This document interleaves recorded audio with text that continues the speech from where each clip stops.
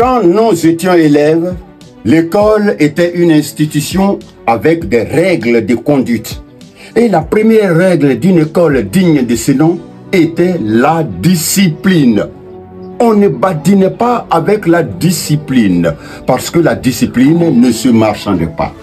Nul ne pouvait s'en départir. Et la repartir de l'insolence était le fouet, le pilori et le supplice des genoux sur cailloux. Parfois, l'institutrice inspirée tirait les oreilles du cancre bleu avant de les percer avec ses ongles de tigresse. Quand nous étions élèves, l'école n'était pas un enclos de troupeaux bigarrés au comportement égaré. Il n'y avait pas de syndrome de Nagari.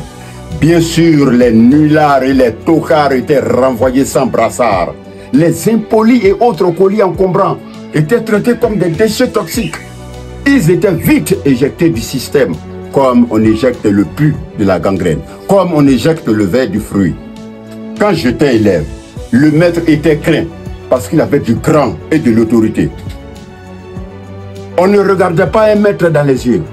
On ne ripostait pas au coup du maître, aussi cruel fut-il, parce que l'apprentissage passait par la douleur, et la douleur ne faisait pas mal aux droits de l'homme.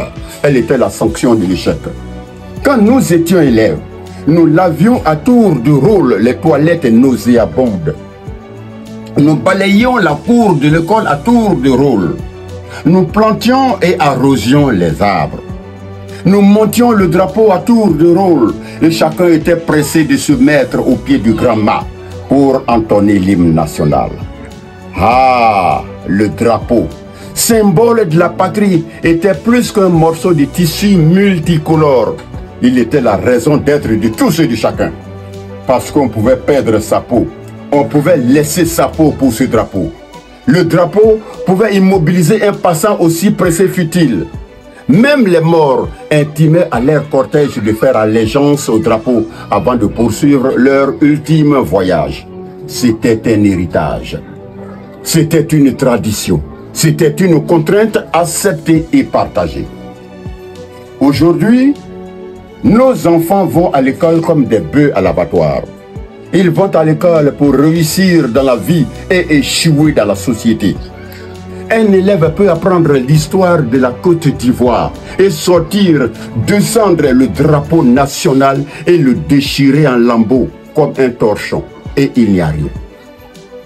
Un élève peut insulter, menacer son enseignant et le pourchasser comme un rat jusqu'à son dernier retranchement. Et il n'y a rien. Il peut même dire son amertume à la télévision nationale avec des thèmes qui défient l'autorité et le bon sens. Pour un oui ou pour un non, un groupuscule d'élèves peut tenir tête à leurs enseignants et à l'administration et faire fermer toute une école pendant des mois. Et il n'y a rien. Pendant ce temps, les institutions en charge de l'éducation de la République fonctionnent bien. L'orthodoxie tant clamée dans les politiques sonne faux. La rigueur des premiers acteurs ne vaut même pas la raideur d'inflexibles. Dans les discours, on joue à l'autruche. On maquille la plaie. Pourtant, ça pue. L'école publique est devenue un marché de bétail.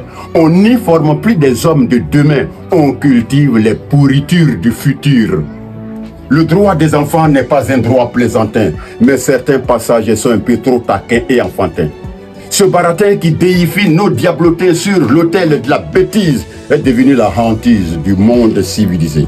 Et le monde civilisé, c'est celui dans lequel l'enfant peut tutoyer son père avant de lui claquer la porte au nez, au nom de sa puberté.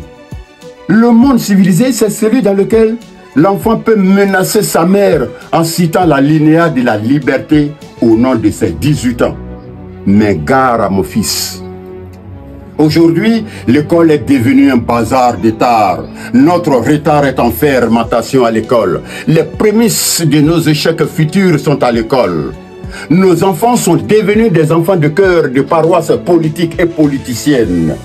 Un élève peut donner un ultimatum à son enseignant et marcher sur les pieds du conseil de discipline. À qui la faute? La faute nous incombe tous. La faute est à la démocratie et à tous ces concepts qui font de l'enfant un bien doté de droits maladroits. La faute est à l'enseignant qui donne le cours en faisant la cour à la coquine morveuse de la première table. La faute est au professeur qui trinque à la table de la lanterne rouge de la classe et est prêt à sacrifier 5 points. Oui, 5 points pour labourer le bas-fond de la puchelle en dentelle. La faute est aux parents insouciants qui n'ont aucun plan pour leurs enfants. La faute est aux dirigeants qui manquent de fermeté pour valider leur autorité. Notre école est une vaste cour de récréation. Malheureusement, il n'y a pas de carillonneur pour sonner la fin de la pagaille. Demain, oui, demain, nous serons dirigés par d'impénitents voyous, diplômés sans aucune fibre patriotique, parce qu'ils n'ont jamais été programmés pour être des responsables. La problématique de notre école pose une réelle colle. Malgré le pactole des années folles, nous sommes toujours dans la camisole. On rafistole, on copie et on colle mal. On décolle comme on bricole sans user des bémols. Notre école ne fait plus école. Je vous remercie.